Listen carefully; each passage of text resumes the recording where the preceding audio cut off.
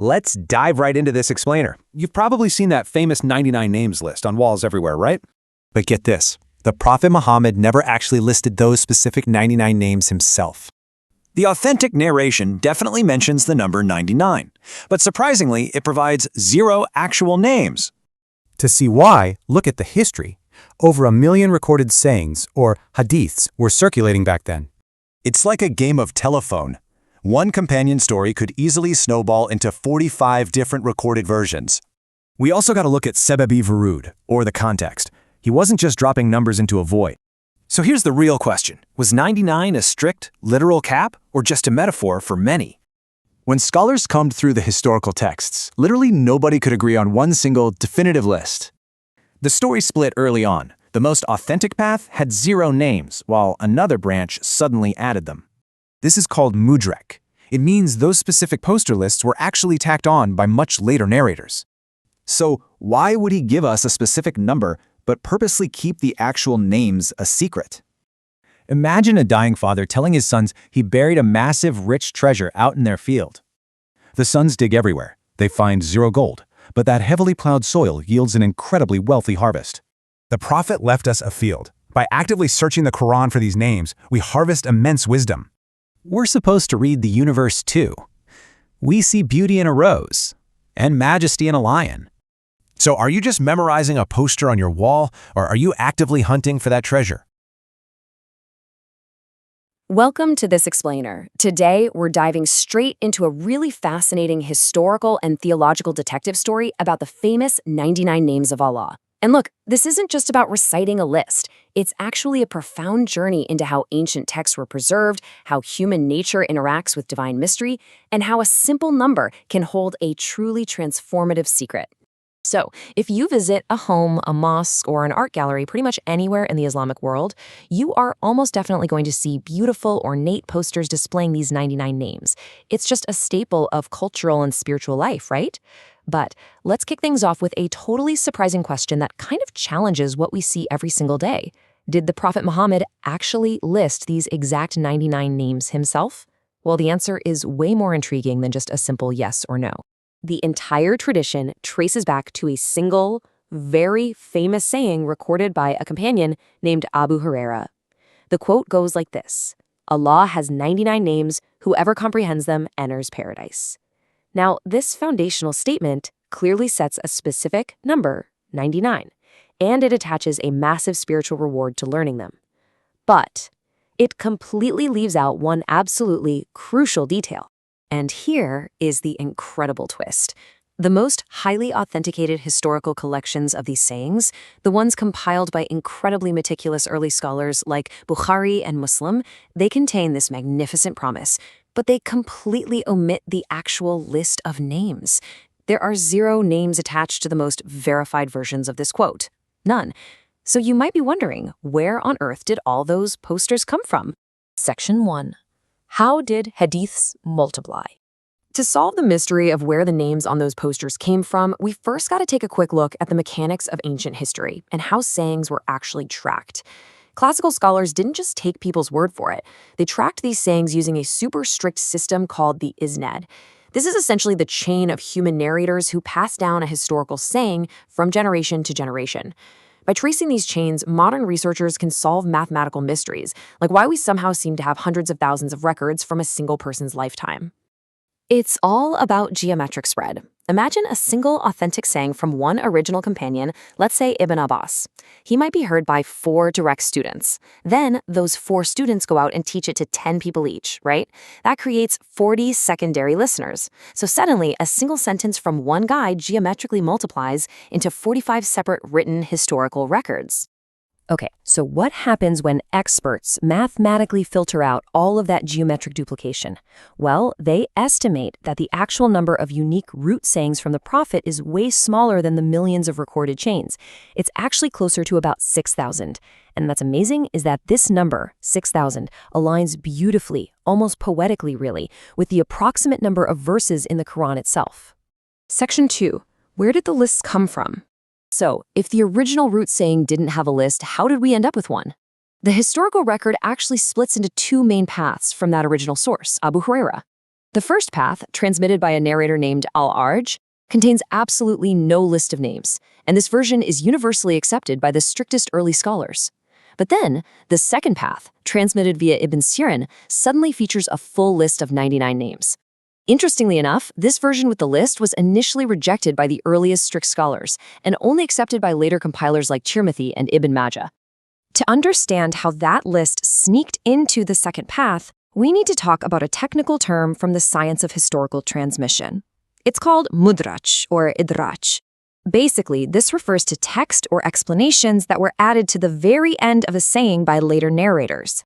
You can think of it essentially as their own personal study notes. Really helpful additions, for sure, but they were not spoken by the original historical source.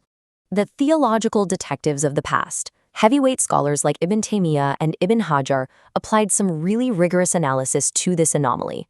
They successfully tracked the famous list down to specific, much later narrators, most notably a scholar named Al-Walid ibn Muslim. It turns out Al-Walid had independently extracted his own beautiful compilation of names directly from the Quran, and he just appended his personal study notes to the end of the original tradition. Section 3. The true meaning of the number. Now, if the specific 99 names on the posters were just a later scholar's helpful study notes, what did the original saying actually mean when it specified the number 99? We have to look at the linguistic context here.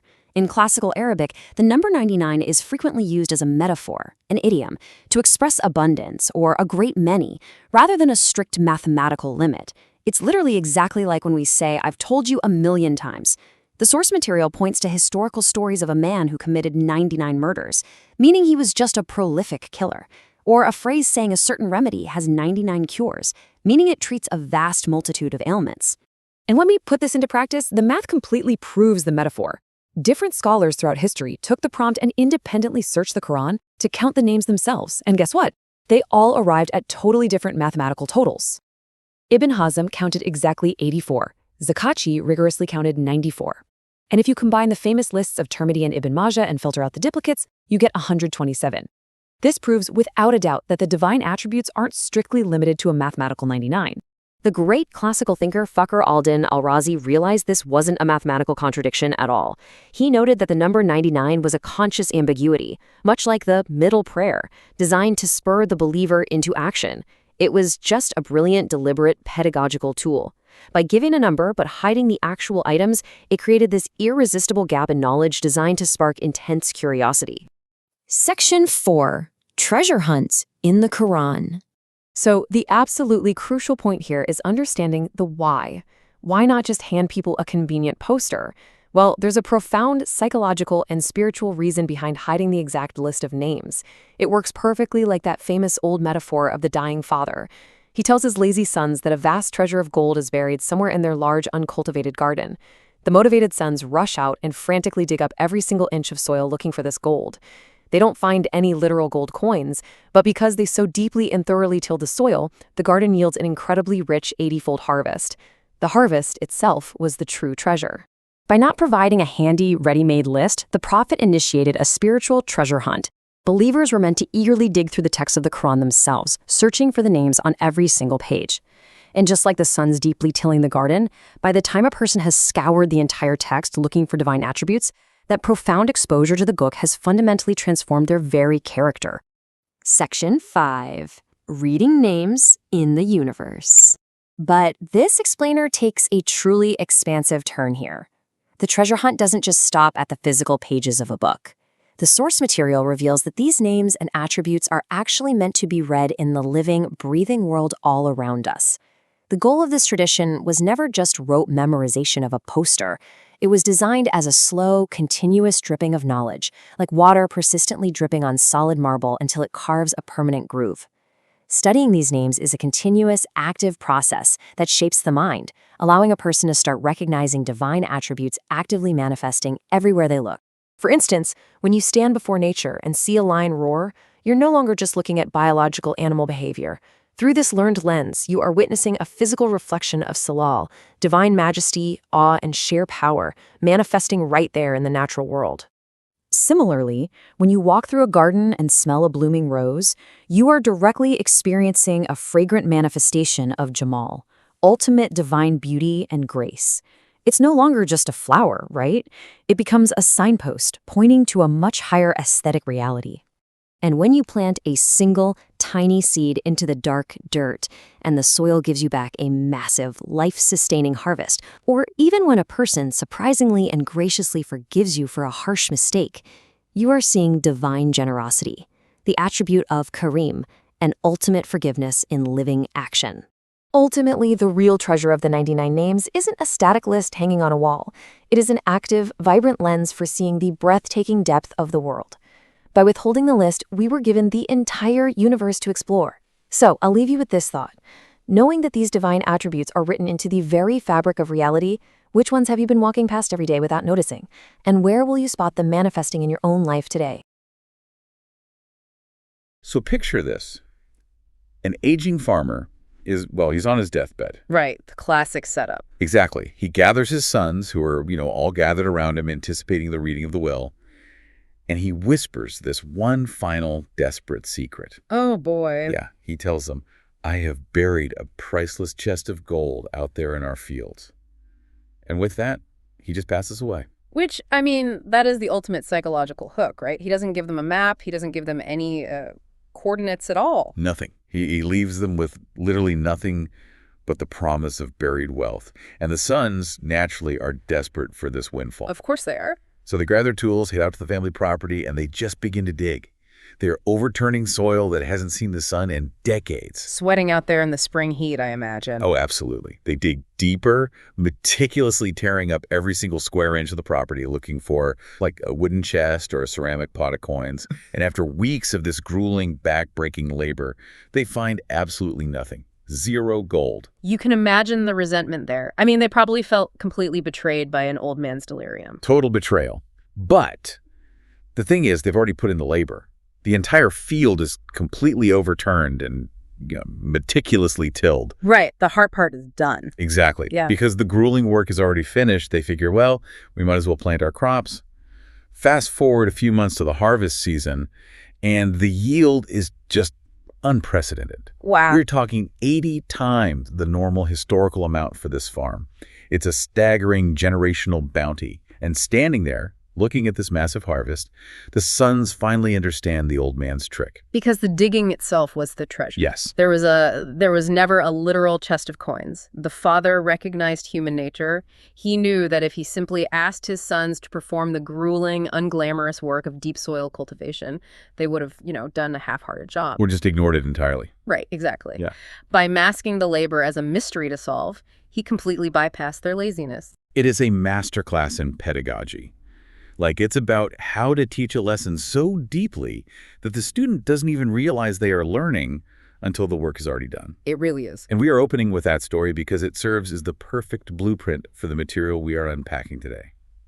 Welcome to today's deep dive, everyone. Today we are looking at a fascinating transcript of a lecture exploring one of the most famous, ubiquitous theological statements in the Islamic tradition, which is the claim that God has 99 names.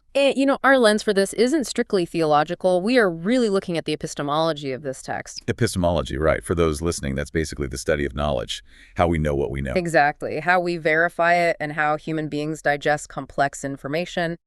The historical record surrounding the specific claim of the 99 names is just this fascinating case study in rigorous data analysis, human psychology, and honestly, how ancient scholars battled an early, incredibly intense version of information overload. Yeah, that part blew my mind. Oh, and I found the parallel the source draws to Martin Heidegger really compelling here, too. Oh, the chewing the cud concept? Yes.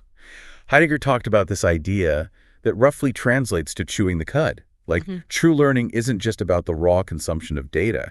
It requires friction. Right, a slow digestion process. Yeah, it's letting the mind continuously tap against a difficult idea, like water slowly dripping on a piece of marble, until that data is fundamentally internalized and becomes, actual wisdom. And that slow digestion is precisely what the early scholars of this tradition had to do, because they were facing a logistical nightmare. To put it mildly. Right. I mean, To understand the mystery of the 99 names, you first have to grasp the sheer, crushing volume of data these ancient catalogers were dealing with. We are talking about the historical archives of Hadith, which are the recorded sayings, actions, and silent approvals attributed to the Prophet Muhammad. And the numbers thrown around in the historical records are just staggering. Over 1 million hadiths floating around the ancient world. 1 million. Which, at first glance, a million quotes from a prominent historical figure might sound plausible to a modern ear, you know? Yeah. Like, we're accustomed to endless digital archives and Twitter feeds. Sure, we generate 1 million data points a minute now. Right.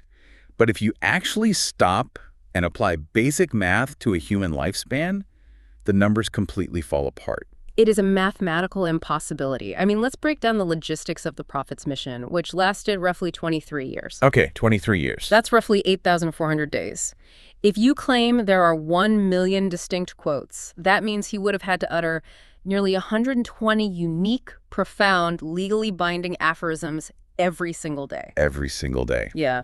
And that assumes someone is standing there with a pen for every single one of those moments. Exactly. When you subtract the hours required for, sleeping, eating, praying, traveling by camel across the desert. Like military campaigns. Right. And just experiencing private family life, the speaking hours just evaporate. He physically did not have the time to generate 1 million unique statements. Which leaves historians with this massive puzzle. How did the historical record balloon to such an absurd number? And the answer there lies in the mechanics of oral transmission. It creates this geometric progression. It is basically a multiplication effect. When I was reading through this mechanism in the source, it immediately struck me as the ancient equivalent of a viral retweet. Like, the illusion of volume is created by the network itself, not the original source. That is a perfect analogy. Let's trace how that actually works on the ground. Imagine a single original companion say, Ibn Abbas hears one sentence directly from the Prophet. Okay, so that is one historical event. Right.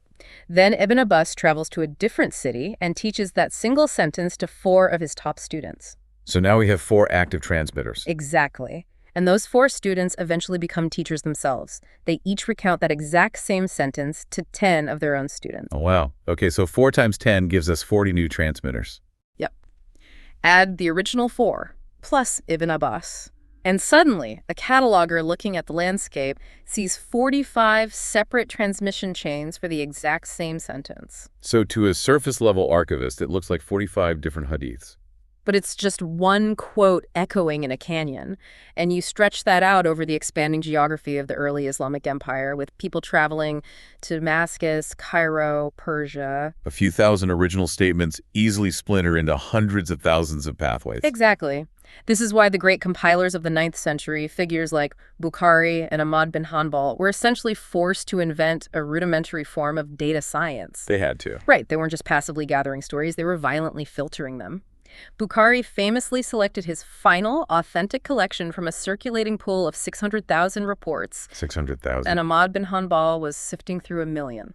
I always wondered how they actually did that filtering. It's one thing to say they sifted the data, but what was the actual mechanism for weeding out the noise without, a search engine? Well, they developed a discipline called ilm al-riyal, which translates to the science of men, or basically biographical evaluation. Okay. They didn't just look at the text of the quote. They forensically examined the human chain of transmission, the Isnad. So they're looking at the actual people passing the message. Exactly. If transmitter C claimed he heard the quote from transmitter B, the scholars would cross-reference their birth and death dates. If transmitter B died in Medina 3 years before transmitter C was born in Damascus, the chain is broken. The chain is broken. The data is thrown out. They evaluated the memory retention, the political affiliations, and the moral character of every single link in the chain. That is just an astonishing level of manual labor. I mean, they were walking hundreds of miles just to verify if 2 guys ever actually met in the same room. And after all that aggressive forensic filtering, the final numbers are really telling. The scholarly consensus whittled that million down to roughly 4,500 to 6,000 truly authentic, distinct sayings that trace directly back to the origin point. Which is such a profound symmetry, considering that final count of roughly 6,000 mirrors the number of verses in the Quran itself. Right, it brings the data back down from an impossible mathematical inflation to a manageable human scale. It really is a reminder of how much friction is required to preserve truth. Actually, there's a brilliant aside in the material regarding this kind of friction. The scholar delivering the lecture mentions a personal preference for handwriting his notes, despite having access to modern digital tools. Yeah, I loved that part. Right. He argues that the physical act of letters forming on paper, the muscular effort involved, it grounds the knowledge. It forces a slowdown. In our digital ecosystem, we are paralyzed by information overload, similar to what those early Islamic communities faced when flooded with fabricated quotes. We skim, we scroll. We consume raw data without digesting it. Handwriting is a physical manifestation of Heidegger's chewing the cud. The friction of the pen slows your brain down to the speed of your hand, Forcing you to dwell on the architecture of the sentence. Exactly. You can't just consume, you have to comprehend. And comprehension requires tracking things back to their roots. Right. If you want to understand the architecture of a massive civilization-shaping quote like the Hadith of the 99 Names, you have to use that data science to find patient zero. Yes. You have to locate the specific node where the transmission began.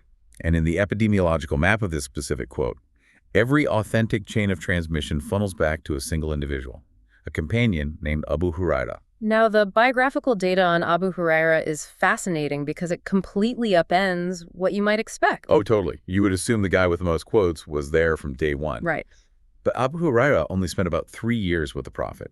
He arrived around the time of the siege of Khaybar, which is in the year 628 CE. That is incredibly late in the timeline. The movement had been active for 2 decades by then. To put that in perspective, Abu Bakr, the closest companion who was present for virtually the entire 23-year mission, through all the early persecution in Mecca and the migration to Medina. And a guy who was always there. Exactly. He narrated only around 20 hadiths that meet the strictest criteria. Just 20. Yeah. And Abu Ubaidah, another giant of the early period, narrated around 17. Meanwhile, Abu Huraira, who is there for a fraction of the time, is the source of thousands. From a purely analytical standpoint, that discrepancy screams for an explanation. Yeah. How does the guy who shows up in the final act walk away with the lion's share of the dialogue? I mean, the older companions must have been equally observant. They absolutely were. And Abu Huraira actually faced this exact critique during his own lifetime. People were suspicious of his sheer output. Oh, really? Yeah. His defense was rooted in economics and lifestyle. He pointed out to his critics, he said, while you were busy tending to your date palm gardens and managing your trade in the markets, I was constantly at the side of the Prophet. Because he was essentially a refugee. Right.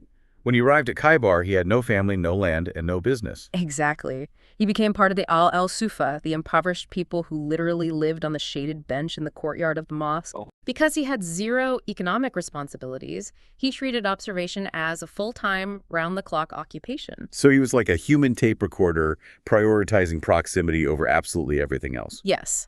But that intense dedication created a severe vulnerability later on. Because his name became the gold standard for quotes, he became the primary target for hijackers. Oh, this is a crucial point about the corruption of data. If you are a political faction 50 years later, say, the Umayyads or the Abbasids, and you want to justify a new tax law or a military campaign, you can't just invent a rule out of thin air. Right, you need historical precedent. So you invent a quote. But a fake quote with a weak source will be immediately rejected by the scholars. So the fabricators realized that the most efficient way to launder a fake quote into the ecosystem was to slap Abu Huraira's name onto the transmission chain. Because he was already known to have narrated thousands of obscure things. Exactly. A fabricated quote blending into his massive catalog wouldn't immediately raise red flags. We see the exact same mechanism today on social media. If you want a fake, vaguely philosophical quote to go viral, you don't attribute it to, like, John from Ohio. Right. You put a black and white picture of Albert Einstein or Marcus Aurelius next to it. The perceived authority of the name smuggles the fake data past our critical filters. Which is why the scholars had to invent frameworks, not just for verifying who said a quote, but determining the weight of the quote. This introduces a vital, often misunderstood distinction in the epistemology of Islamic law. The difference between a hadith and a sunnah. Precisely. When I was driving into the Imam Malik section of the material, this distinction completely shifted my perspective. I had always assumed the two words were interchangeable, that any recorded saying was automatically a binding law. Many people do. But Imam Malik notes that Umar, the second caliph, actively suppressed the spread of hadiths that did not contain sunnah. It is a profound legal nuance. You see, a hadith is simply a historical report. It is a piece of data confirming that the prophet said or did something in a specific moment in time. A sunnah, however, is a permanent, universally binding legal or spiritual principle. The framework demands 3 strict criteria for an action to be considered sunnah. What are they? It must be original, it must be established specifically as a religious mandate, and it must be permanent. Okay, I think of it like a modern corporate hierarchy. If you are an employee and you overhear the CEO in the break room mentioning that he prefers to wear wool socks in the winter, you can accurately quote him on that. Right. That is a true historical report. It's a hadith, but it is not company policy. You don't have to enforce a wool sock mandate for all employees. Exact. However, if the CEO issues a formal memo stating all employees must use 2-factor authentication, that is an original permanent rule. That is a sunnah. That's a great way to put it. The historical examples clarify this beautifully, too. Take the sunnah of fitra practices involving basic human hygiene, like clipping nails or trimming hair. The prophet practiced these, and they are recorded in hadiths, but they fail the criteria of originality. These were ancient practices inherited from the time of Abraham, universal to human civilization. So they aren't new religious mandates. Right. Contrast that with something like itikaf, the specific practice of secluding oneself in the mosque for uninterrupted worship during Ramadan. That was an original, permanent religious institution established specifically for this community.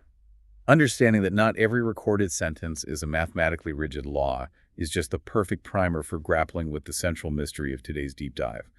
We have the sheer volume of data, we have patient zero and Abu Huraira, and we have the strict filters of the scholars. Yep, all the pieces are on the board. And all of this funnels into Abu Huraira's transmission.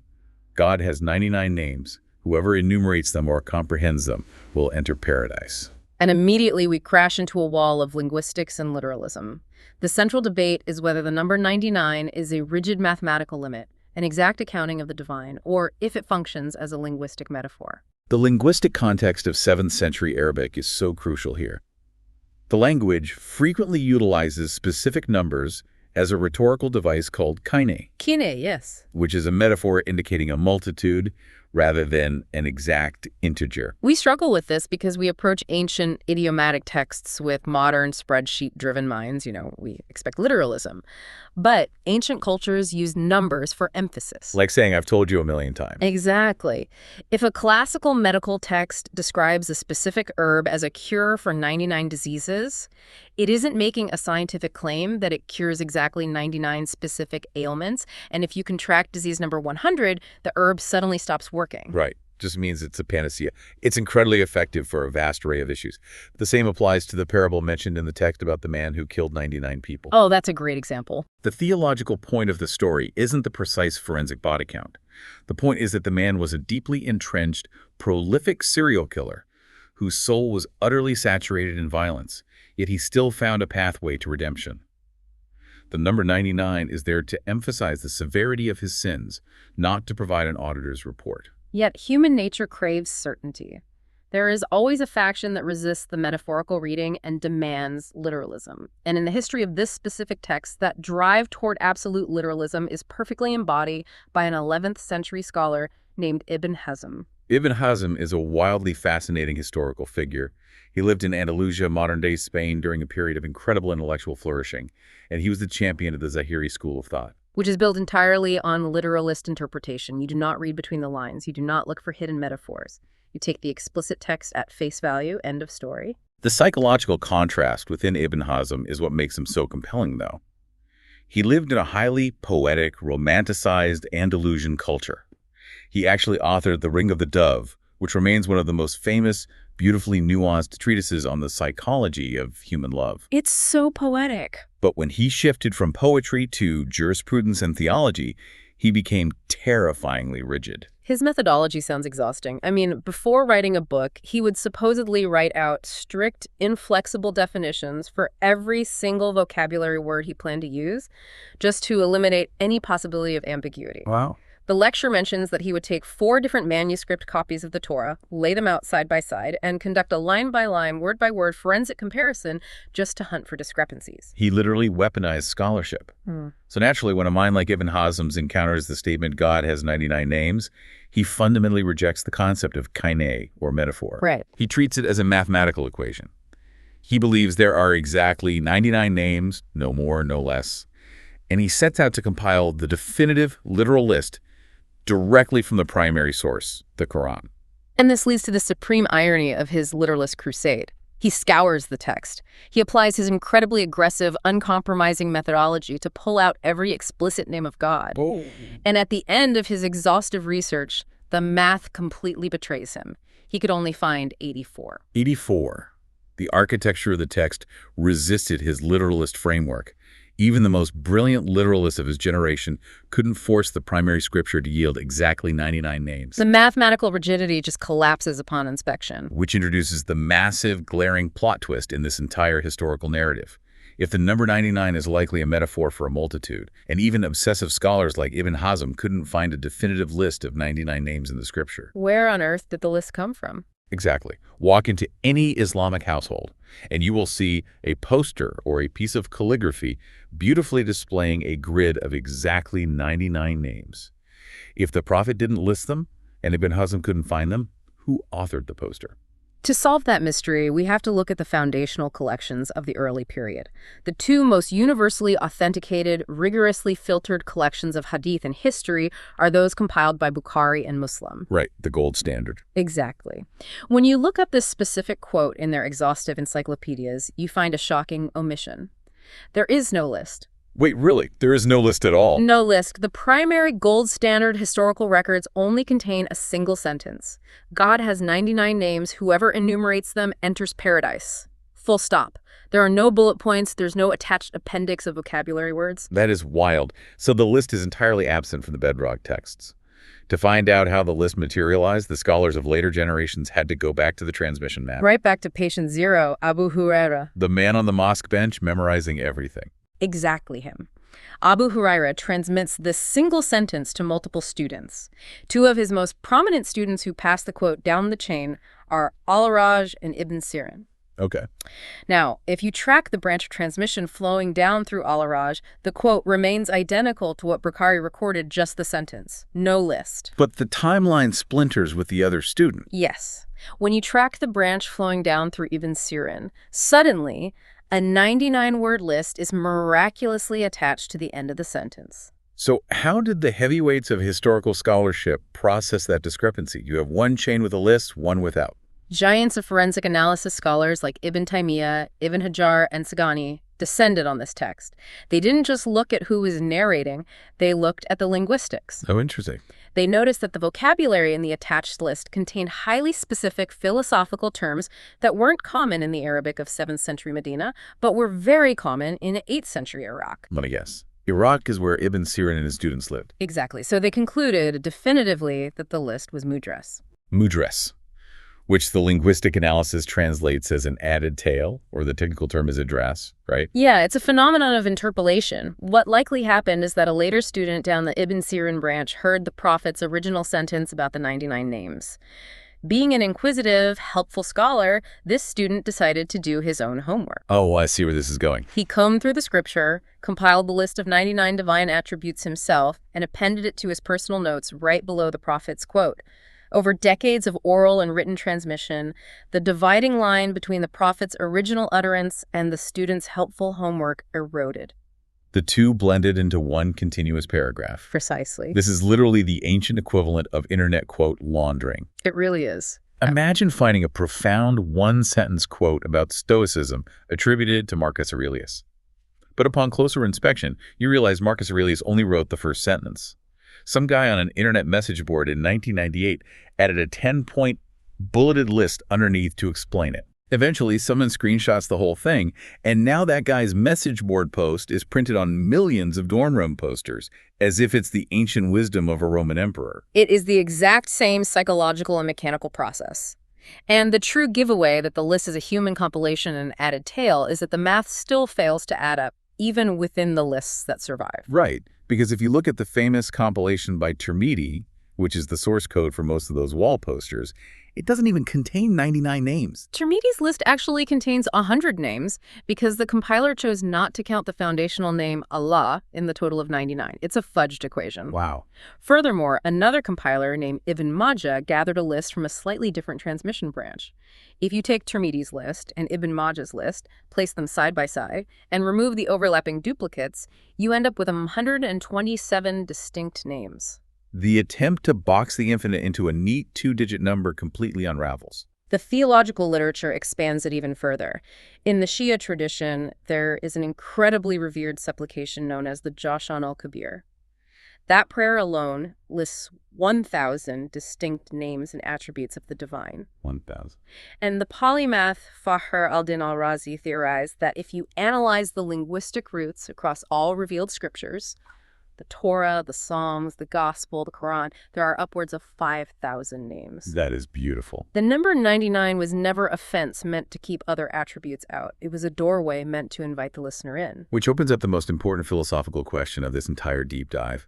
If we establish that the prophet intentionally gave a specific number, but purposefully, strategically withheld the list of names, why? What is the context of the utterance? To parse that, we have to rely on a critical tool in textual analysis called sababi varut, which essentially translates to the reason of utterance or the background canvas. Because statements, especially ancient ones, do not exist in a vacuum.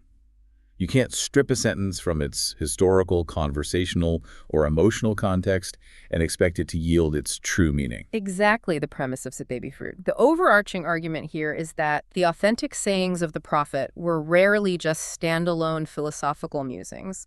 Almost entirely, they served as practical explanations or legal applications of specific abstract concepts found in the Quran. And there's a brilliant illustration of this mechanism with the Hadith about the pen being lifted. Yeah. The saying goes, the pen is lifted from three. Right. Meaning the pen that records moral accountability is suspended for three categories of people.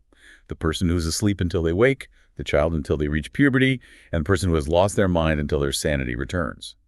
Now, read in isolation, that just sounds like a pragmatic legal ruling about criminal liability. But the sababi varut perspective argues that this legal ruling is actually a direct commentary on a deeply mystical Quranic concept. Oh, the pre-existence covenant. Yes. The Quran speaks of a cosmic covenant, where human souls testify to the sovereignty of the divine before they were ever born into physical bodies. The Hadith of the lifted pen is the practical application of that theology. So it explains when that kicks in. Exactly. It explains exactly when that pre-existence covenant activates in the physical realm. It requires consciousness, maturity, and sanity. The Hadith grounds the abstract theology in human biology. So if we apply that same framework that the saying is an application of a broader principle to the 99 names, the intentional omission of the list becomes a profound act of instruction. It is the pedagogy of ambiguity. The pedagogy of ambiguity. That is a fantastic term for it. And to really grasp how ambiguity functions as a teaching tool, we should look at Fakhr al-Din al-Razi's commentary on the concept of the middle prayer. Oh, this was one of the most psychologically astute insights in the entire text. The Quran commands believers to strictly maintain their daily prayers, but it places a very specific emphasis on guarding the middle prayer. But the text conspicuously refuses to define which of the 5 daily prayers constitutes the middle one. Right. Is it the dawn prayer, the noon, the late afternoon? Historically, scholars tied themselves in knots, debating the astronomical and linguistic definitions of middle, trying to pin it down. But Razi steps back and looks at the human psychology of the omission. He argues that the ambiguity isn't a missing piece of data. The ambiguity is the entire point. Exactly. Razi suggests that the middle prayer, the one you are most required to guard, is simply whichever prayer is the hardest for you to perform on any given day. The psychology is just brilliant. If you are deeply exhausted at 5 a.m., the dawn prayer becomes your middle prayer. If you are overwhelmed with meetings and stress at 3 p.m., the afternoon prayer becomes your middle prayer. If the text explicitly named the afternoon prayer as the middle prayer, human nature guarantees we would obsess over that single moment and sleepwalk through the other 4. Right. We would treat it like a checklist. By refusing to name it, the text maintains a constant state of vigilance. You have to value all of them because any of them could be the vital one. The prophet applied that exact same psychological lever with the 99 names. It was a masterstroke of engagement. consider the alternative. If he had provided a neat, bulleted list of 99 Arabic vocabulary words, what would the early community have done? We would have memorized the list, recited it as fast as possible to secure our ticket to paradise, checked the theological box, and completely moved on with our lives without internalizing a single concept. Exactly. By giving the number 99 promising a massive reward but hiding the actual list, he created a treasure hunt. Yeah. He essentially told his community, there's gold buried in this scripture. He forced them to read the text actively rather than passively. He incentivized them to scour every page, hunting for attributes of the divine, forcing them to chew the cud. He transformed them from passive consumers of data into active participants in discovery. And that brings the entire journey right back to our opening story of the dying farmer. The treasure was never a literal chest of gold. The treasure was the transformation of the soil through the act of digging. Which forces us to look incredibly closely at the specific Arabic verb used in the original quote. Whoever enumerates them will enter paradise. The word used is Isa. And the linguistic breakdown of Isa makes it abundantly clear that this does not mean simply counting on your fingers or committing a list to short-term memory. What does it mean then? Isa carries the weight of comprehension, internalizing, and embodying. To achieve Isa of these names means to study them until they fundamentally alter your character. Oh, wow. If you learn that one of the names is the merciful, you haven't comprehended it until you actually become a source of mercy in your own interactions. It is about a complete transformation of your worldview. The ultimate takeaway here pushes you entirely off the written page. The names of the divine aren't just vocabulary words trapped in the 7th century manuscript. They are intended to be lenses through which you view reality itself. This is where the material introduces two breathtaking concepts.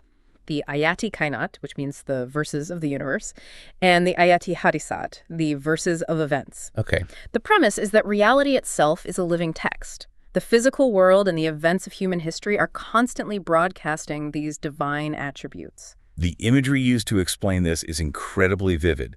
The idea is that when you walk through a botanical garden and you are suddenly stopped in your tracks by the sheer, unnecessary beauty of a blooming rose, you aren't just observing botany. Right. Through the lens of Isa, you are witnessing a direct physical manifestation of the name Jamal, which means beauty. Yes. And when you stand at the edge of the ocean during a massive thunderstorm or watch a nature documentary featuring a roaring lion, that profound sense of awe and slight terror is a manifestation of Jalal majesty.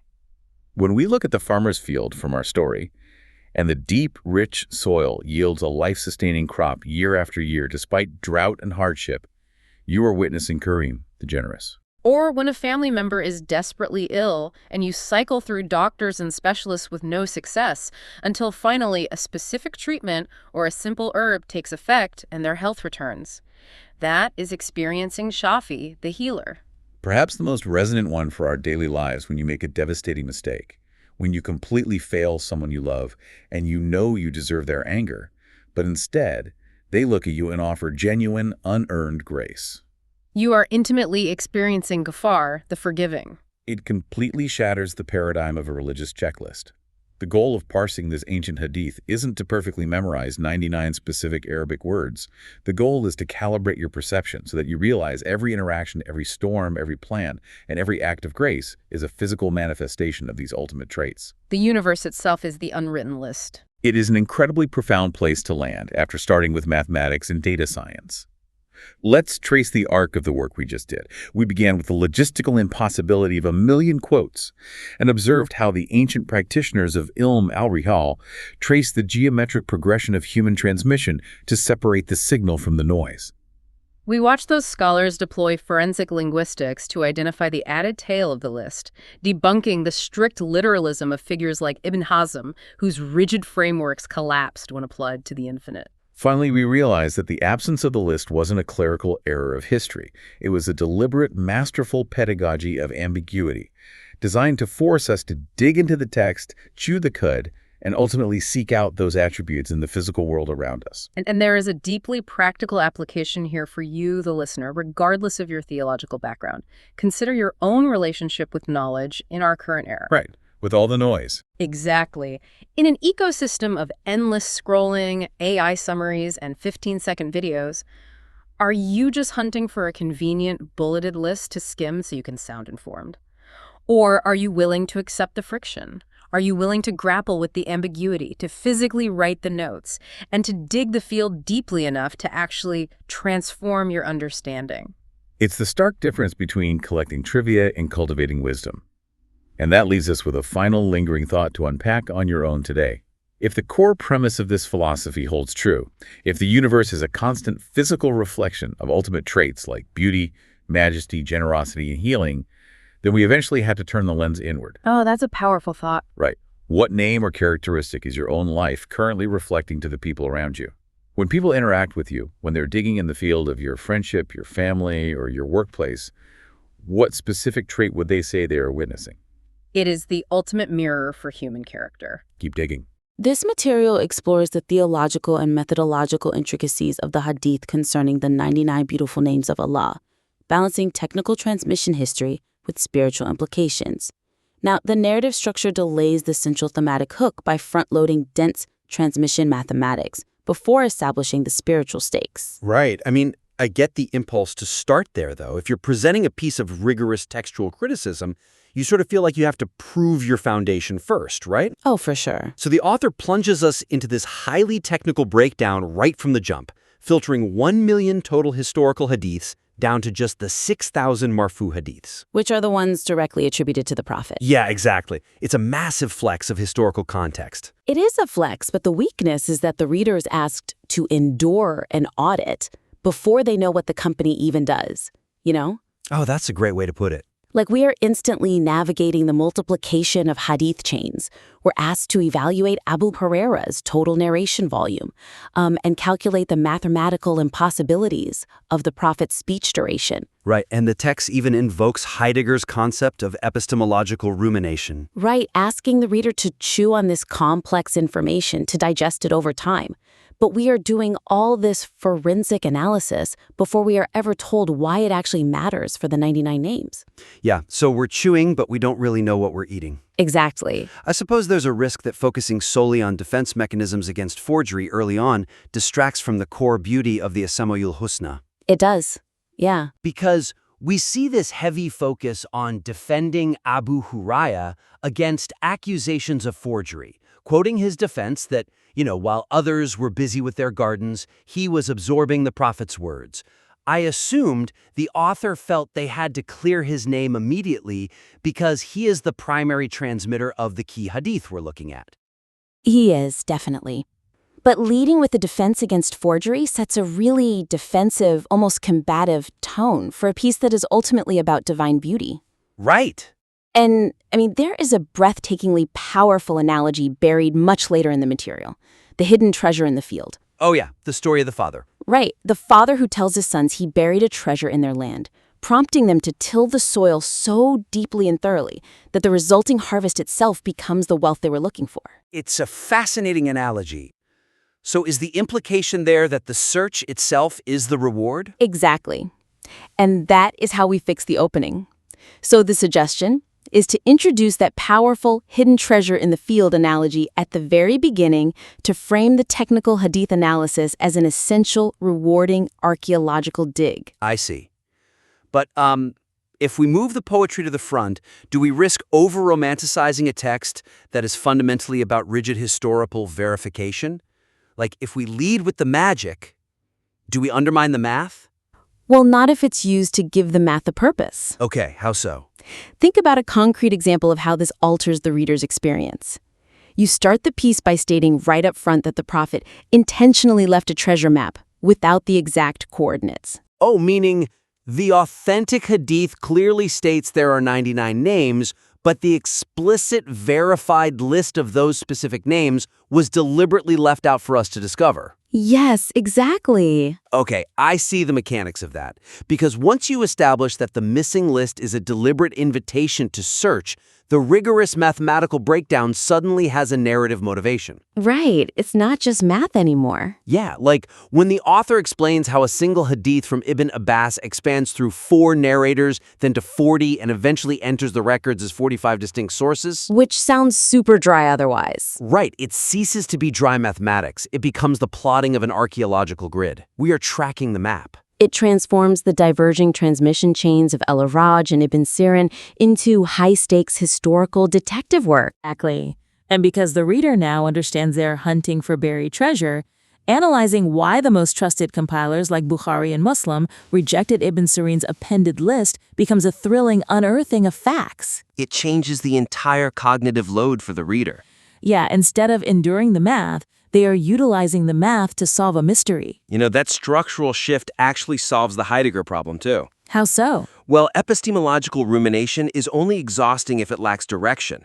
If the reader knows they're sifting dirt to find gold, they will happily sift. That's a great point, which actually brings up another area where the reader is asked to sift through a massive amount of dense material. The intricate exploration of what constitutes a sunnah dilutes the primary investigative focus on the authenticity of the Esma-ul Husna list. Yeah. This is a tricky one because the section itself is intellectually fascinating. It really is. The author spends a significant amount of time differentiating a general, everyday hadith from an actionable, permanent sunnah. Right. They dive deep into jurisprudence. Yeah. Questioning whether the growing of a beard represents a baseline human nature, like a sunnah of general human history, or if something like the practice of itikaf, the spiritual retreat during Ramadan, represents an original, permanent prophetic sunnah. It shows a phenomenal grasp of Islamic jurisprudence. I actually found myself totally engrossed in Imam Malik's views regarding sunnah versus general behavior. The argument that not every recorded action of the Prophet translates into a binding religious directive is beautifully argued. It is well argued, but what purpose is it serving in this specific piece? Right, that's the weakness here. It creates a massive narrative detour. It totally interrupts the momentum of the core historical investigation. Because we are supposed to be figuring out why major scholars like Ibn Taymiyyah, Ibn Hajar, and Razi rejected the appended name lists found in the collections of Tirmidhi and Ibn Majah. Yes, and instead we are debating the historical precedence of beard growth. Right. I like to use the analogy of a magnifying glass for this. Okay, go on. When you zoom in so closely to examine the minute distinctions of what makes a behavior a permanent sunnah, the reader's field of vision narrows so much that we temporarily lose sight of the 99 names entirely. That makes perfect sense. But I hesitate to just cut it entirely, you know? Oh, you wouldn't cut it? Well, if we strip away the author's deep contextual knowledge of how Imam Malik viewed these texts, we risk flattening the piece into a generic summary. The reader's attention might be a finite resource, but we also want to reward that attention with deep expertise. I'm not suggesting we delete the expertise. Okay. The suggestion is to condense the sunnah tangent and inextricably link it directly to the evaluation criteria of the 99 Names Hadith, ensuring every historical aside actively advances the main argument. Harnessing the expertise, essentially. Exactly. The expertise has to be harnessed, not just displayed.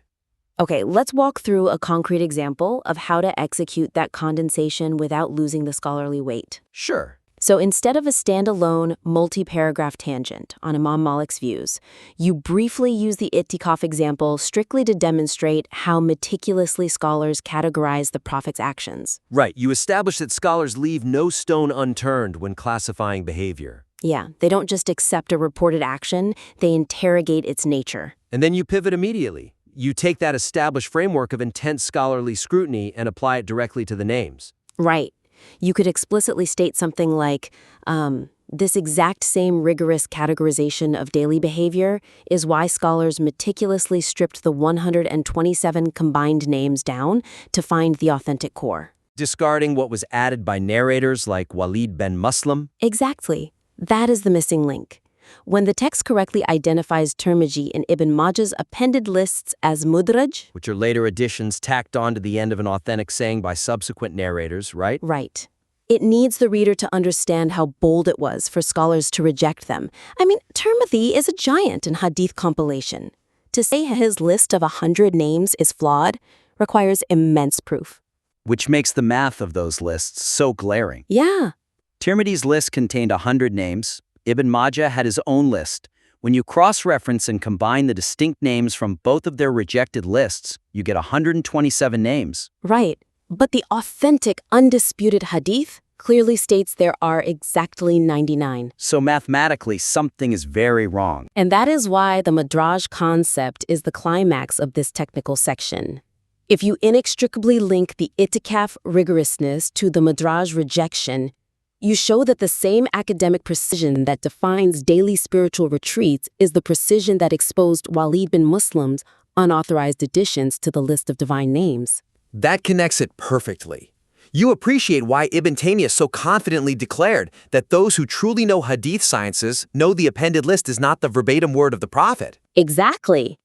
Every piece of historical context should act as a supporting pillar for that specific scholarly conclusion. If the context doesn't hold up the ceiling of your main argument, it's just taking up floor space. And speaking of the main argument, the author explicitly states early on that they want to balance this technical transmission history with the spiritual implications of the names. Right, which leads to our next point. The highly evocative sensory descriptions of Allah's names manifesting in the physical world are isolated at the conclusion rather than harmonizing the entire text. Yeah, I wonder if this was an intentional structural choice by the author. How so? Like, is it possible they deliberately segregated the theology and the poetry to the back half to avoid muddying the waters of the textual criticism? Oh, I see. Because for the vast majority of its runtime, the material operates in a purely academic, theoretical space. We spend pages debating Ibn Hazm's fiercely literalist views. Right, how he rejected metaphorical interpretations and independently extracted 84 names directly from the Quran. Yeah, and we delve deeply into Arabic linguistics. It feels like the author wanted the history to stand on its own 2 feet before bringing in the spiritual awe. I can see that logic.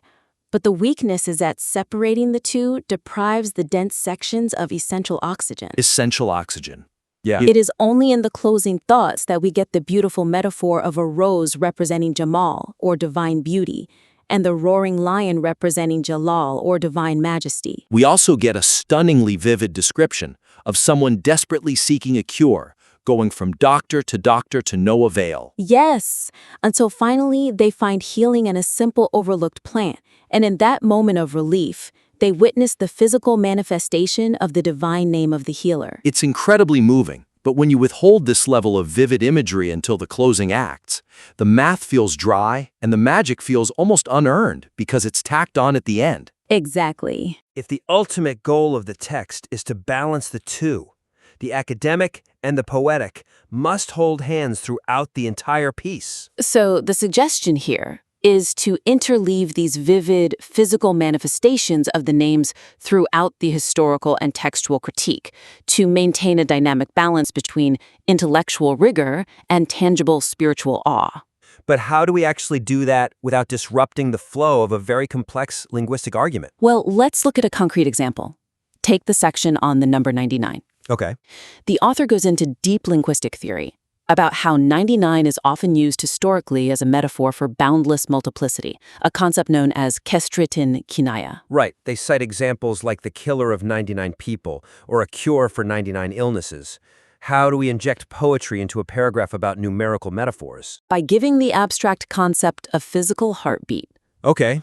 What does that look like? When the material is deep in that scholarly debate over whether 99 means a literal count or a boundless multiplicity, pair it immediately with a sensory example the author already provided. Oh, you mean like illustrating this concept of boundless multiplicity by describing the generosity of the earth? Exactly. The passage about the harvest. The text mentions a single seed yielding an 80-fold harvest without asking the farmer for payment. Right. If you place that vivid imagery right next to the linguistic debate about the number 99 meaning limitless, you instantly ground the abstract academic theory in a physical reality the reader can visualize mid-argument. You're proving the linguistics with nature. Exactly. That is a much stronger approach, and it perfectly sets up the subsequent discussion of the Gestional Kabir. Yeah, the text notes that this specific prayer manual extracts 1,000 names of the divine. Right, and to a reader purely focused on the rigid math of the authentic Hadith, 1,000 seems like a massive contradiction to the 99.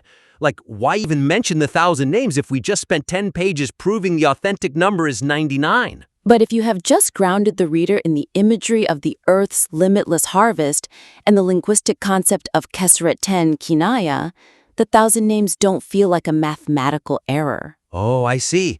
They become a beautiful reflection of that boundless generosity. Yes. The reader understands that while the core canonical list is restricted for theological purity, The experience of the names is as limitless as the harvest. It fundamentally changes the texture of the reading experience. You are no longer just reading a historical audit of text variations, you are experiencing the spiritual reality those texts were trying to capture. Exactly. Let's go back to Ibn Hazm for a second. The text describes him spending days combing through the Quran, completely surprised when his rigorous literalist extraction happened to total exactly 99 names, or 84 in some counts depending on the linguistic root. It's a very dry recounting of his methodology right now. Yeah, but what if we interleave the imagery of the roaring lion's majesty and the delicate beauty of the rose right into Ibn Hazm's process? Oh, I like that. You remind the reader why this great scholar dedicated his life to this pursuit. He wasn't just counting words on a page like an accountant, he was cataloging manifestations of awe. Right, and if the reader feels the awe that drove the scholars to be so rigorous, they will happily follow along through the complex evaluations of Midrash texts and diverging transmission chains. Exactly. By bringing the sensory descriptions out of the conclusion and threading them through the dense historical analysis, you provide continuous bursts of spiritual oxygen. We've covered a significant amount of ground today, looking at how the mechanics of structure and pacing can either hinder or elevate an already deeply researched and knowledgeable piece of work.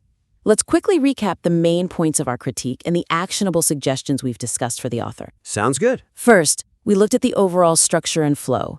We identified that leading with dense transmission math, filtering 1 million hadith down to 6,000, delayed the thematic hook and left the reader without a narrative compass. Right. So the actionable suggestion is to move the powerful hidden treasure analogy to the very opening. Frame the technical hadith analysis not as a dry audit, but as a deliberate, rewarding archaeological dig for a hidden truth intentionally left by the prophet. Perfect. Second, we examined completeness and focus. We found that the intricate exploration of what constitutes the Sunnah created a narrative detour. Yeah.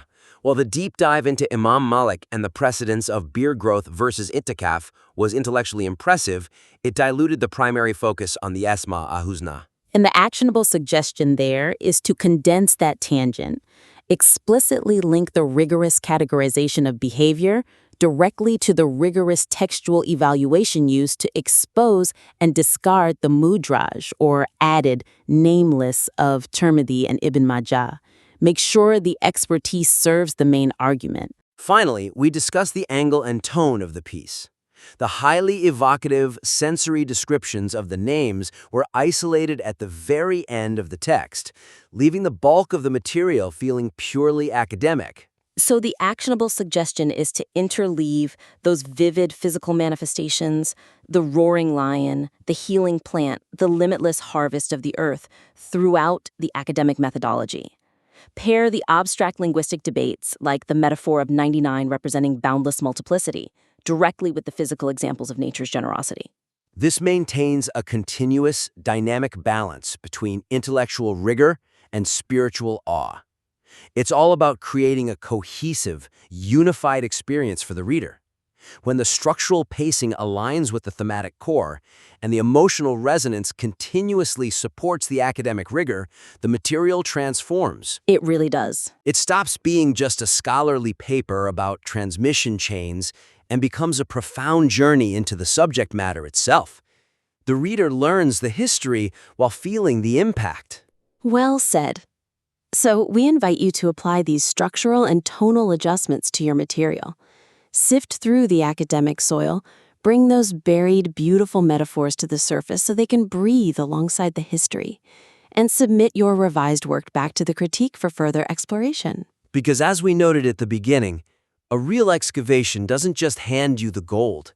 It requires careful, deliberate digging. But when you finally clear away the dirt and reveal the treasure in its proper context, the effort makes the discovery all the more brilliant. Welcome to the debate. There's a deep, almost instinctual human comfort in a numbered list. It just gives us a sense of completion, a sense of control. Right, yeah. Like if you buy a 100-piece puzzle, you know exactly when the job is done. Exactly. You check off the 10 items on your grocery list and the task is finished. We love that feeling. We do. Because human beings crave that sense of completion. The boundaries are fixed. The parameters are visible. We really like reality to be categorized neatly with a definitive start and endpoint. Yeah, we really do. But what happens when we try to apply that human desire for a finite, numbered list to something entirely infinite? Specifically, what happens when we try to put a hard, numerical boundary on the attributes of God? That is the big question. It is. Today, we are exploring a really profound theological, historical, and linguistic tension found in the famous Islamic tradition regarding the names of God. It's the Prophet Muhammad's statement that Allah has 99 names, and whoever enumerates or comprehends them will enter paradise. And it sounds so straightforward at first glance, right? Right. But the central question we're looking at today is how we should actually approach that highly specific number. Does 99 represent a literal, finite theological boundary, like a checklist that believers are supposed to specifically identify and catalog? Or is it something else? For me, the key to unlocking this whole tradition is realizing that the number 99 isn't a literal math equation at all. It's a deliberate pedagogical metaphor for boundless abundance. Okay. Yeah, in the Arabic linguistic tradition, it's what's known as a kinaya, a rhetorical device. It's designed not to limit God's attributes, but to provoke an open-ended spiritual pursuit. So not a boundary. Exactly. It's meant to encourage believers to endlessly explore the sacred text and the natural world without ever feeling like they've, hit the bottom of the well. I mean, I come at it from a very different angle. I think we have to respect the precision of the language used. The specific numerical assignment of 99 establishes a literal, necessary boundary for rigorous theological understanding. A strict boundary. Yes, we call that literal approach haqiqi. I didn't have the exact list. It's still there to discipline our methodology. Without it, we risk leaving the divine attributes to completely subjective, boundless interpretation, and honestly, that can get dangerous fast. Well, let's actually start right there with the history, because the mechanics of how this tradition reached us is where this entire debate really catches fire. Oh, absolutely. The transmission history is fascinating. It really is. If we examine the most authentic, foundational narrations of this tradition, the ones transmitted from the companion Abu Huraira through the student Al-Araj, we find something really interesting. Right, in the premier collections. Yes, these are the versions recorded by Bukhari and Muslim. The tradition explicitly states the number 99, but it deliberately omits any specific list of names. The list simply isn't there. It's totally blank, and I don't think that omission is a historical flaw or some kind of lost data over the centuries. I think it's a feature, not a bug. How so? By giving a number, but intentionally hiding the actual list, the prophet intended to spark an endless spiritual treasure hunt. It's a brilliant psychological mechanism. A treasure hunt? Yeah, it basically forces the believer to immerse themselves in the entirety of the Quran, constantly searching, constantly analyzing to discover God's character for themselves. See, the absence of a definitive list in those specific early narrations is a historical reality. I won't dispute that. But that omission doesn't negate the explicit boundary set by the number itself. You don't think the blank list changes the intent? Not at all.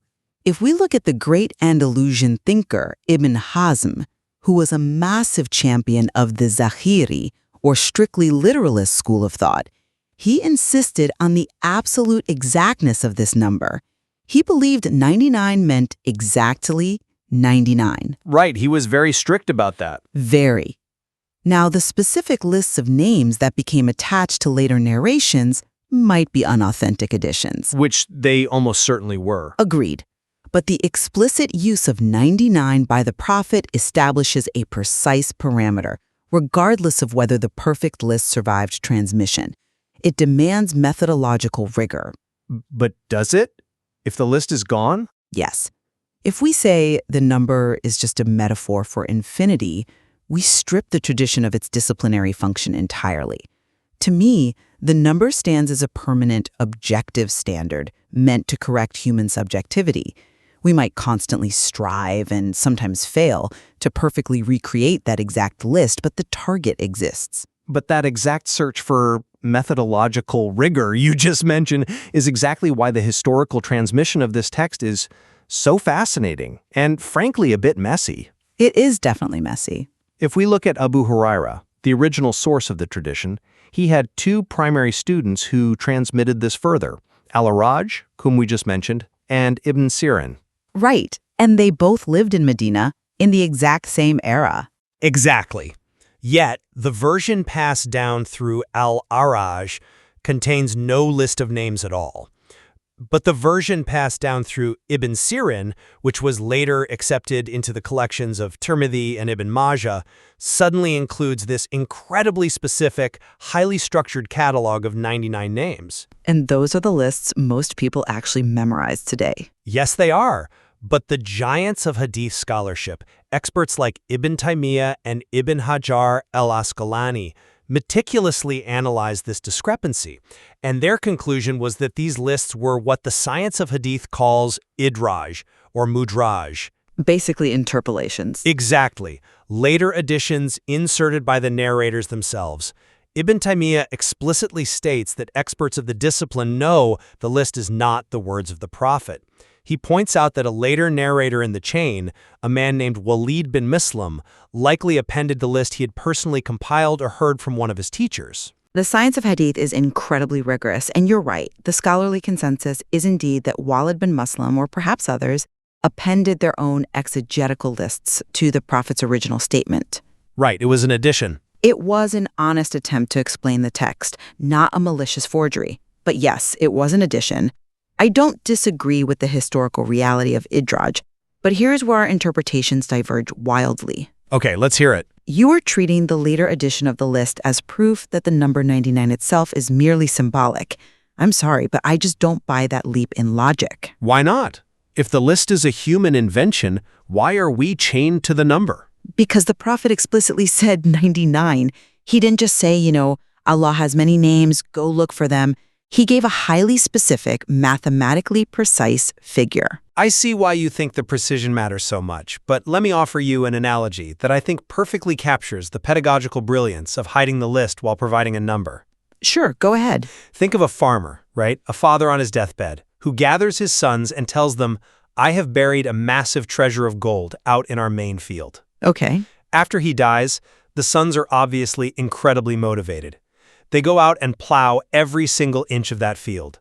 They dig deep, turning over the soil day after day, sweating under the sun, searching for a literal pot of gold. And they don't find it. And they never find the pot. But because they plowed the earth so thoroughly, so aggressively, the soil is perfectly aerated. Their harvest that year is unprecedented. It yields 80 times the normal crop. Ah, so the harvest was the treasure. Precisely. The true treasure wasn't a hidden pot of literal coins. It was the phenomenal harvest yielded by interacting so deeply and consistently with the soil. I see what you're saying. By giving a number like there are 99 names but omitting the list, the Prophet was acting like that wise father. He is forcing believers to go out and plow the entire field of the Quran. If he just handed them the list, they'd memorize it in an hour and never engage deeply with the text. The search is the point. That is a compelling narrative, I'll admit. But let's poke a hole in the logic of that analogy. Poke away. If the pedagogical intent was simply to make believers read the whole Quran and find God, assigning a highly specific numerical value of 99 is a uniquely confusing and almost counterproductive way to communicate that. How is it counterproductive? It got them digging, didn't it? Because it sets a false parameter. If the father in your analogy wanted them to plow the field, saying I buried a treasure works perfectly. It creates motivation without false constraints. Right, but saying I buried exactly 99 gold coins changes the nature of the pursuit entirely. It sets a finite, quantifiable expectation. If the sons dug up the field and found nothing, they wouldn't think, wow, what a great lesson. They'd think their father was either confused or lying. I think you're taking the analogy too literally. Well, just because the correct original list was not perfectly recorded by Al-Araj, or because later scholars appended their own flawed lists, does not mean the numerical value itself is a metaphor. But you have to look at the linguistic environment in which this statement was originally made. We're talking about classical Arabic. Okay. And in classical Arabic, the number 99 is routinely used as a metaphor, a kinaya, to indicate a great many or a vast multitude. It is almost never meant as a strict forensic mathematical count. You're referring to the concept of numerical hyperbole. Yes, exactly. It's a linguistic tool. For instance, there is a very famous, entirely separate tradition about a man seeking repentance who had committed 99 murders. Right, a well-known story. Now, the theological point of that story isn't the precise forensic body count of his victims. Nobody thinks he stopped exactly at 99. The point is that he was a prolific, profound sinner, yet God's mercy was vast enough to still reach him. I agree with the moral of the story, yes. Or consider the traditional Arabic idiom that a certain remedy cures 99 illnesses. Meaning it's a panacea. Right. It doesn't mean it cures exactly 99 ailments and then completely fails on the 100th. It means it cures virtually everything. It's a metaphor for abundance. Why wouldn't we apply that same standard, widely understood linguistic tool to the names of God? I concede the linguistic precedent for using numbers as hyperbole. That absolutely exists in classical Arabic. Thank you. But, and this is a big but, I strongly argue against applying it here, primarily because of how the greatest minds in our history reacted to this specific tradition. What do you mean? If this phrase was universally understood by early Arabic speakers as a mere metaphor for a lot, you wouldn't see centuries of exhaustive, agonizing scholarly effort trying to extract the exact 99 names from the text. But look at the results of that agonizing effort. The results actually prove my point perfectly. How do they prove your point? They were all trying to find exactly 99. Yes, they were trying, but the scholars attempting to extract a literal 99 names arrive at wildly different, completely incompatible conclusions. Well, methodologies differ. Let's look at the giants. The scholar Zakachi, who wrote a brilliant dedicated work on the linguistic derivations of God's names, combed through the Quran and extracted exactly 94 names. Close to 99, but not quite. Right. Then you have Ibn Qayyim al-Jawziyya, another intellectual titan. He had incredibly strict criteria for what constituted a formal name versus a descriptive action. He went through the same text and could only find 43. His criteria were very restrictive, yes. And if you take the lists from the narrations of Tirmidhi and Ibn Majah, combine them, and remove the duplicates, you get 127 distinct names. The methodology of extraction determines the number. But here is my favorite one, Ibn Haz, the very man you cited earlier as the ultimate champion of the literal 99. He believed with his whole heart that the number was an exact literal boundary. He did.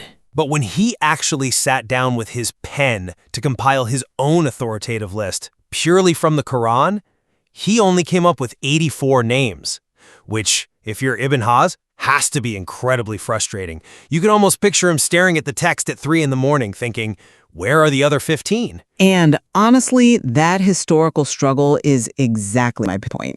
Wait, the fact that they all failed to hit 99 is your point? The fact that they stopped when their methodology demanded it is my point.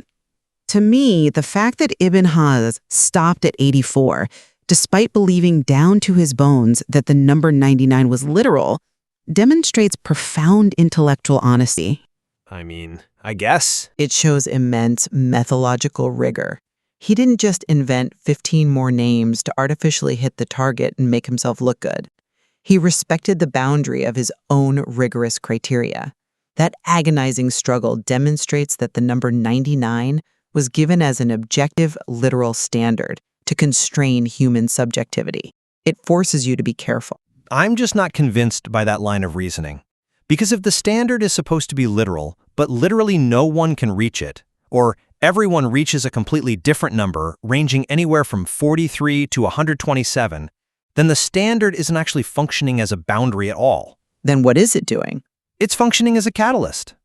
Let me bring in the interpretation of Fakhruddin al-Razi, because he provides a beautiful framework for this. Razi's tafsir is always illuminating. What was his take? Razi compared the hidden nature of these 99 names to the concept of the middle prayer mentioned in chapter 2, verse 238 of the Quran. Ah, the verse that tells believers to guard strictly their prayers, especially the middle prayer? Exactly. And as you know, there is endless, centuries-long debate about which specific daily prayer is actually the middle one. Is it the morning prayer, the late afternoon prayer? There's no clear consensus. Right.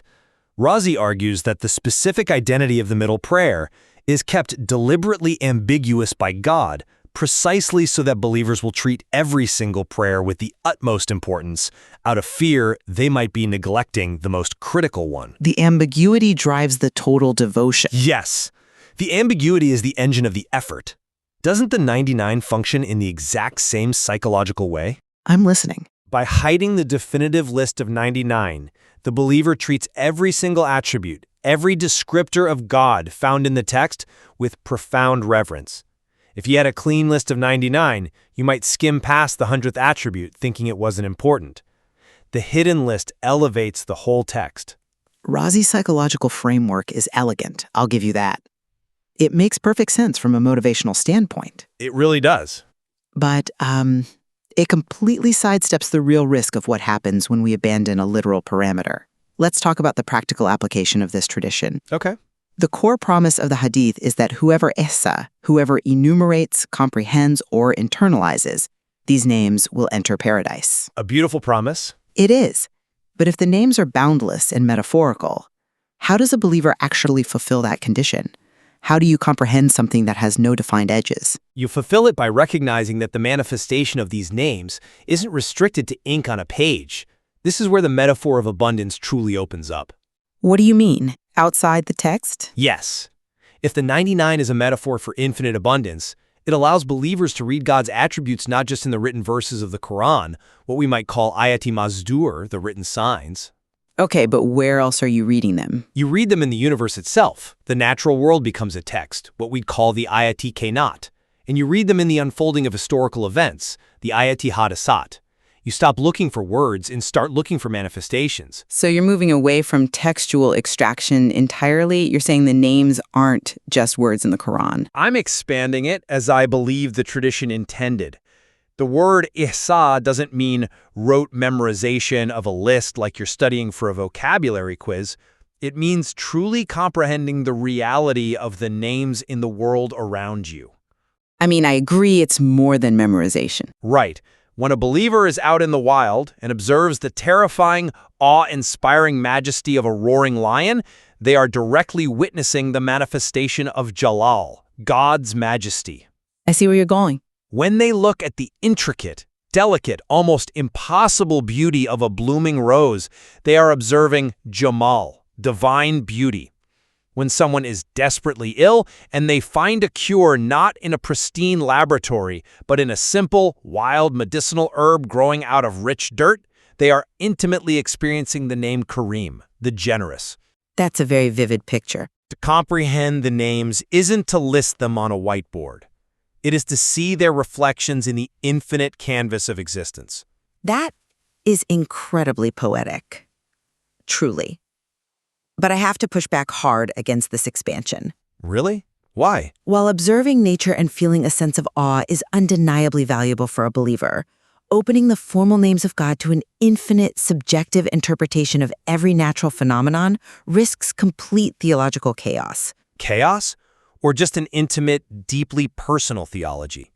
Why is a personal experience of God's majesty chaotic?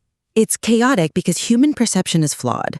If you project divine attributes onto whatever generous patch of earth or roaring animal you happen to find, you are no longer learning about God's actual character.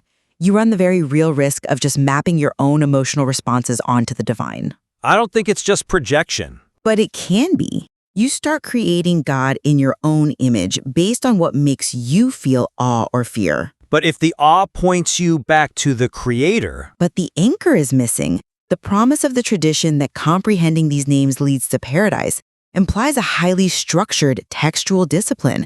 It is anchored firmly in the Quran, not in a walk through the woods. I think it can be both. When we abandon the literal numerical parameter of 99, we open the door to defining God by our own whims. The limitation of the number, the hardness of it, is what forces us to submit to the text rather than projecting our own infinite, messy imagination onto it. But wait, if the text itself contains more than 99 names, which almost every major scholar agrees it does, remember the combined lists gave us 127, and Razi himself noted that some scholars identified over 1,000 distinct names and attributes in the Quran alone? Yes. There are many attributes. So if the text provides a boundless ocean of attributes, why insist on remaining in a small fenced-in pool? Because you need a methodology to distinguish a formal name from an action. But the goal of the 99 is to internalize the character of the text, to be completely colored by it. The goal is for the believer's own character to reflect those divine attributes. You become generous because you understand Kareem. You become just because you understand Adil. I agree with that. That is the true meaning of comprehending them, to enter paradise. It's transformation, not limitation.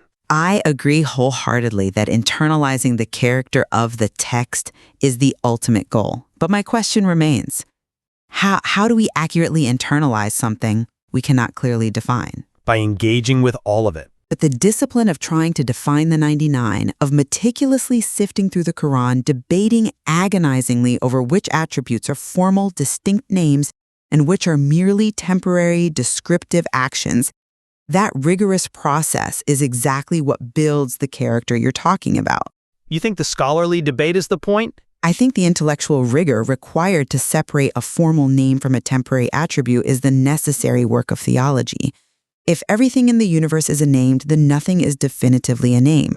The numerical boundary of 99, even if we never ever perfectly agree on its exact contents, acts as a gravitational pull. A gravitational pull. I like that phrase. Yeah, it keeps our theology anchored in methodology rather than floating off into pure emotionalism. You know, I think this tension brings us to a really fascinating point of convergence for both of us.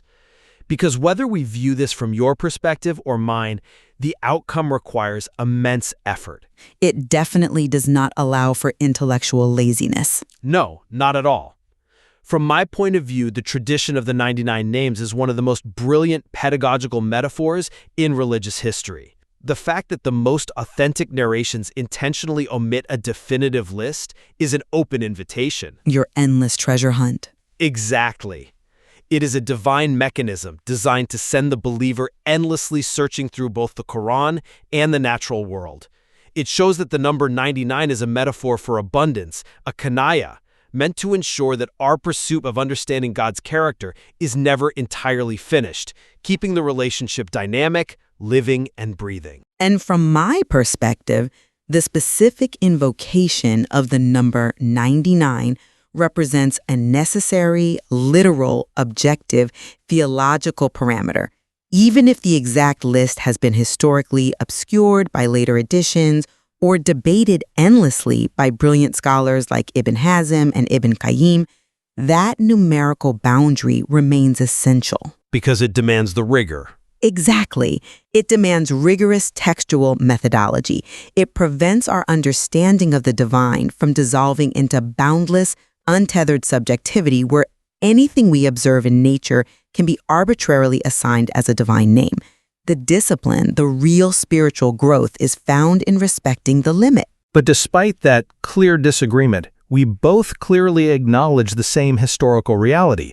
The scholarly and personal struggle to define, extract, and understand these names is a deeply transformative process. Absolutely. I completely agree with that.